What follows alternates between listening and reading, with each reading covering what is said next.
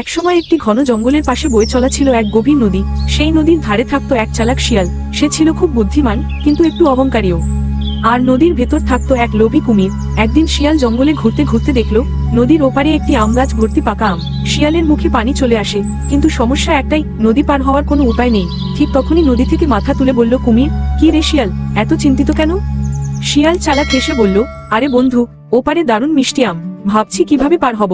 কুমির চোখ বড় করে বলল, আমি তো আম খুব ভালোবাসি, আমি তোমাকে পার করে দিতে পারি। শিয়াল বুঝে যায় কুমিরের মাথায় লোভ ঢুকেছে। সে বলল, তুমি যদি আমাকে পার করে দাও, আমি তোমার জন্য সবচেয়ে বড় আমটা নিয়ে আসবো। কুমির খুশিতে লেজ নাড়ায়। ঠিক আছে, আমার পিঠে উঠে পড়ো। শিয়াল কুমিরের পিঠে উঠে নদী পার হতে থাকে। মাঝ নদীতে এসে কুমির হঠাৎ থেমে যায়। কুমির ধূর্ত হেসে বলল, শিয়াল, সত্যি কথা বলো তো, তুমি কি আমাকে বোকা বানাচ্ছ?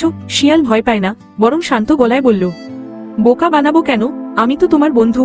কুমির গম্ভীর গলায় বলল, আসলে আমার স্ত্রী বলেছে আজ শিয়ালের হৃদয় খেলে খুব শক্তি পাবো। এই কথা শুনে সাধারণ কেউ হলে ভয় কাঁপতো, কিন্তু শিয়াল ছিল চালাক। শিয়াল হেসে বলল, আরে বোকা, আমি তো আমার হৃদয়ের সাথে রাখি না। কুমির অবাক হয়ে জিজ্ঞেস করে, তাহলে কোথায় রাখো? শিয়াল বলল, ওই আম গাছে ঝুলিয়ে রেখেছি। তুমি আমাকে ওপারে নামিয়ে দাও, আমি হৃদয় এনে দেব। কুমির লোভে পড়ে আর এক মুহূর্তও ভাবল না, দ্রুত শিয়ালকে নদীর ওপারে নামিয়ে দেয়। শিয়াল নদীর ধারে নেমেই জোরে হেসে ওঠে, হা হা হা, কুমির, হৃদয় কেউ গাছে রাখে নাকি? কুমির বুঝে যায় সে ধোঁকা খেয়েছে। রাগে গর্জন করলো, ফিরে এসো। কিন্তু শিয়াল ততক্ষণে গাছে উঠে পাকা আম খেতে শুরু করেছে।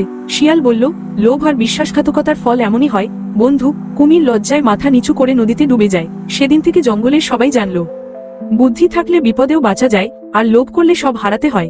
গল্পের শিক্ষা, লোভ মানুষকে অন্ধ করে দেয়, আর বুদ্ধি সবচেয়ে বড় শক্তি।